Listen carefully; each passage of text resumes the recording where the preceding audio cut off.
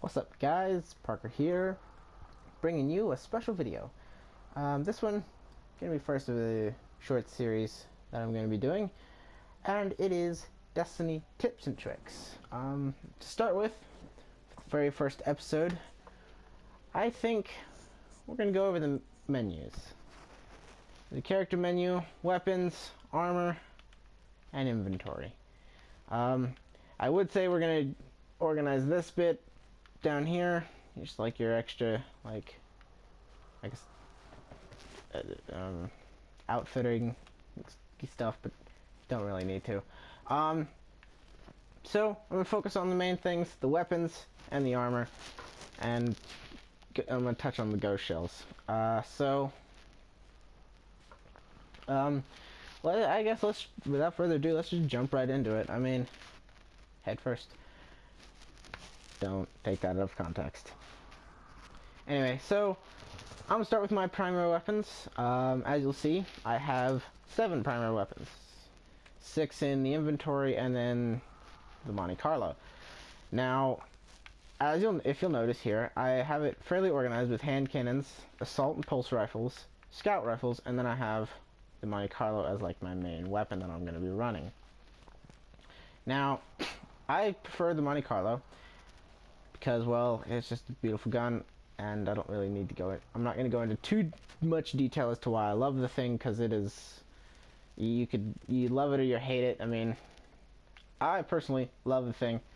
Anyway, that's getting off topic. So, what my organization system is, and this is a very, very good organization system for anyone who is, who doesn't like to carry a whole lot of weapons on them, because they have very functional weapons that can class for multiple different roles. So this is how I run it, and it's very good for that setup. Now, starting off, you'll notice we got hand cannons, assault and pulse rifles, and then your scout rifles. Exotics on top, legendaries on the bottom. But I have them in an order as to which I only have one of each type, except for the Monte Carlo, but I've chosen that as my main primary weapon, and I've filled in the inventory as such. So, the whole premise behind me using this is the Monte Carlos, because this is the one gun that I've actually designated as the primary weapon that I'll be running for pretty much everything. And if I change it, you'll notice fairly quickly. But it also looked different in my inventory. So instead of having 2 hand cannons here, now it's an auto rifle and a hand cannon, because now I've equipped Ace of Spades, as you can see there. Now I've equipped Ace of Spades, and Monte Carlo has gone out. But to just reset it, just switch back. This, as I've mentioned before, is my designated primary.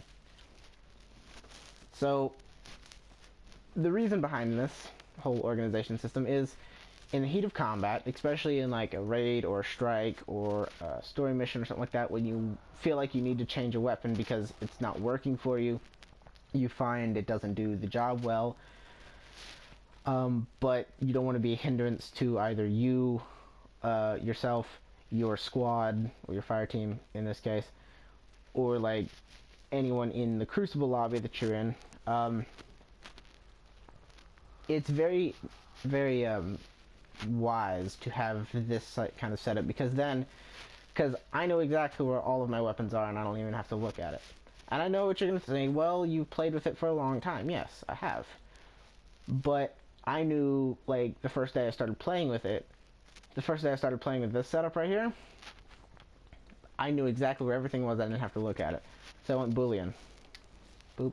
And I've got Boolean equipped. Okay? So let's say I'm in game screen. I need this, switch out to that. Now I've got Monte Carlo equipped, as you can see. Okay, I've just equipped Monte Carlo. Now let's say I need to switch out 2 weapons here, okay? Let's say I need to do let's say I need to do pulse rifle switch. Switch out to invective, and I'm good to go. Okay?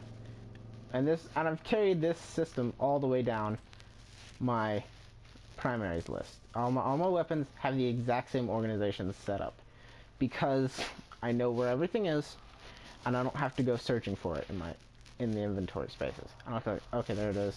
And now I've got it. I know exactly where it is every single time. And yes, having a lot of weapons is good, but also leaving a few spaces open so that you can collect like engrams or other weapons for infusion materials instead of having to constantly transfer it to your vault. So you can just do that later, one at a time. It's good to build it up because then you can stay out and you don't have to return to towers often. It keeps you out there longer, so you have a much more enjoyable experience when you're playing. You're not spending your time transferring back and forth between the tower and where you're farming and stuff like that. Usually a general experience is much better. So just leave a few spaces open in each category slot. My heavy weapons obviously are the least open because I don't like very many heavy weapons. to be brutally honest. Definitely want like super good advice though, or Thunderlord. Either one will work for me because machine guns are cool. Anyway, moving on from that side note, every single one of my weapons has every single one of the weapon categories: primary, special, even though it doesn't look like it, but I don't have very many exotics. And then heavy, obviously, same thing. Same principle applies to all three of those. As for the armor itself, as for my armor, I don't normally have a very... I mean, my cloaks are a little bit more in depth of an organization skill because they have... there's multiple cloaks in there and I have a lot of them, and I can just find them pretty quickly. Everything else, however, I've found armor that works for me and works for my Crucible gameplay, because this armor, what you're seeing right here, is the armor that you will most likely see me wearing in-game, unless I find a better piece to replace this, or the Crest of Alpha Lupi. This is not changing. Everything else is probably either going to be dismantling or infusion material. That's about it. For Gunslinger, I'm just going to show you this, how easy it is for me to switch. I can either run Crest for quick revives if I'm doing like trials, or I can run this if I'm just, or I can run my Ahamkara Spines if I'm going for like just like normal Crucible stuff. So yeah, that's pretty much how I run it, and it's very simple for me to switch back out of the armor. Anyway, now that I'm reset, same thing with artifacts, follow the same principle as pretty much the rest of the armor. Though I do keep a little bit, it's like the cloaks, just a little bit looser because I don't usually have that many good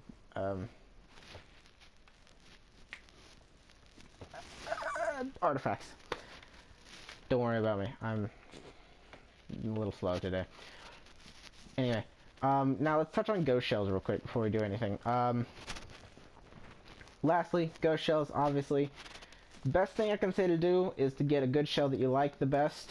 And if you're a hunter, especially if you're a hunter, and only do this, I would only recommend doing this if you're a hunter, because especially if you're trying to, I mean, if you have a good shell that boosts your light level up, go ahead and run it for like a raid or something like that, or a strike that needs it. But I'm running a 320 ghost shell that marks spin metal formations. But that first perk, I really don't need it. The second one is just a bonus perk for me. I really have the shell for its light rating, because watch what happens. Watch my light rating. 296, 295, okay? That's when I switch to my second highest shell. Now watch what happens when I switch to the sugary shell. I drop 2 points. I dropped 2 points in that. Yeah. I dropped 2 points. And then if we did this, and then switched out for this, and we would get a boost, but we're back to 293 with the young Ahamkas. Like, this may have some incredible, like, let's say, actually, instead of the 320, let's use this one, okay? One extra bonus, but, bonus? Which one? Oh, it was my Vanguard shell. That was my, anyway, enough of that. Enough worrying about armor stats, my light rating. The spin metal formations, helium and helium filaments, and worm spores, and worm spore detectors, like that stuff. Those type of ghost shells are good for pretty much every other class. You can also use them on a gunslinger warlock. But if you're a Night Stalker, if you're a Night Stalker hunter, Keen Scout plus Obsidian Mind, Graviton Forfeit. Obsidian Mind's a Warlock helmet. Keen Scout plus Graviton Forfeit will give you pretty much everything you're gonna need. Predator's nice, but it's kind of useless. It really is, because you run, I don't know, if you go with Lockdown, it pretty much doubles the effect of those. Plus, you could always go with Black Hole, which increases, lasts significantly longer, increases range, and you can cover more targets. Anyway, but you automatically get Shade Step with the Graviton Forfeit, which is why I love it. So, yeah, that's just a quick thing. Any hunter, any Warlock, Titan or Hunter that, and I preface this Hunter bit, if you're not using Night Stalker. If you're not using a Night Stalker subclass, get some ghost shells, some pretty decent ghost shells that will give you, that detect different materials that you're gonna need, because those will come in so handy on the battlefield. Well, especially when you're just farming around, you're like, need some of these. Go on the planet, run around for like 20 minutes, you're good. So, you get a pretty decent amount of them. So, that'll cover it for this section. We're gonna switch over to the main inventory section where you got all your consumables and stuff. So we'll be alright, and we're back. So here we see basic setup for your 2 inventory, your main inventory here. Okay, materials, consumables, and missions. Missions, you're not really worrying about these consumables. But you can give you a few tips on the consumables here. If you got enough, well, if you're high enough and you can buy shit from there, which you are usually, get some 3 of coins. Buy as many as you're comfortable with buying.